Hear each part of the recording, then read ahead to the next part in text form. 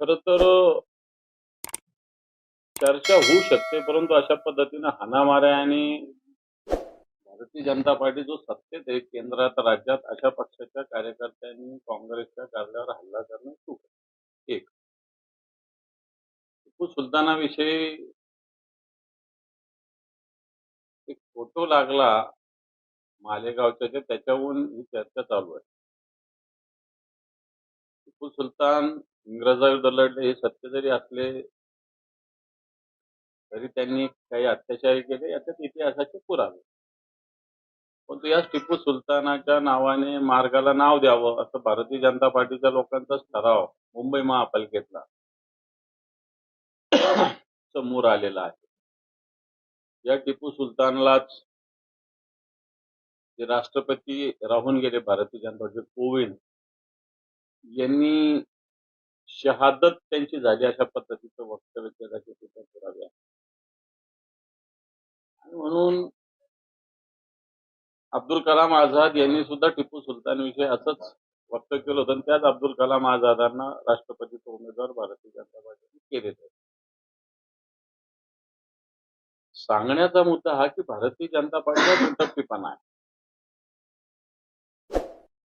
एकीकडे काँग्रेसच्या कार्यालयाला टार्गेट करणं आणि स्वतःच्याच पक्षाच्या लोकांनी काय काय निर्णय घेतले याकडे सारासार दुर्लक्ष करणं याचाच अर्थ राज्यातील जे मुख्य विषय आहेत, देशातील पण असू शकतात, शेतकऱ्यांचे विषय आहे, महागाईचा विषय आहे, मंत्र्याचा मंत्रालयामध्ये लाच घेतली जाते असे प्रकार या राज्यात होत आहेत. अजितदादाच्या अपघाताविषयी गूढ अजूनही तसंच आहे. आणि म्हणून मला असं वाटतं की अशा पद्धतीनं अशा विषयाकडून लक्ष दुसरीकडे नेण्याच्या साठी टिपू सुलतानाचा मुद्दा काढलेला दिसतो. मालेगाव महानगरपालिका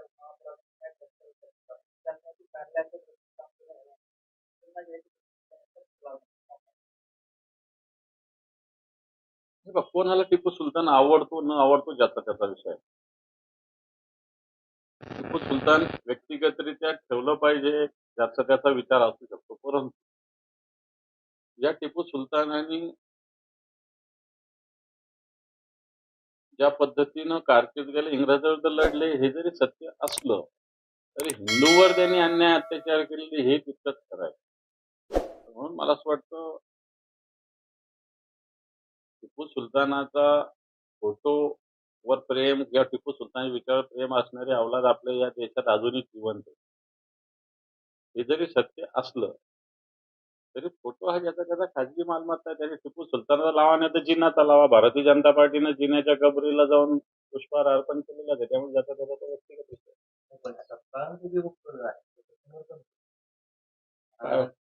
बिलकुल नाही. शिवाजी महाराज आणि टिपू सुलतानच्या बरोबरी कशी होणार? अरे छत्रपती शिवरायांनी स्वतःच्या बळावर स्वराज्य निर्माण केलं होतं, हिंदवी स्वराज्य स्थापन केलं होतं, माता भगिनीची रक्षा केली होती, माता भगिनीचं संरक्षण केलं होतं. रांजणाच्या पाटलाची सून ज्यावेळेस सांगली तिला ओटी भरून तिला वापस अशीच असती आमची माता, तर अशा पद्धतीनं वक्तव्य केलं होतं.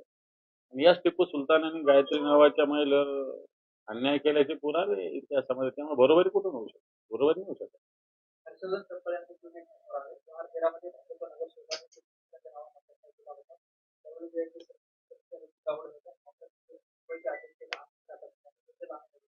हे मी बोललेलो आहे. हे मी बोललो की भारतीय जनता पार्टीचा दुटप्पीपणा आहे. टिपू सुलतानाच्या विचाराचं समर्थन नाही होऊ शकत.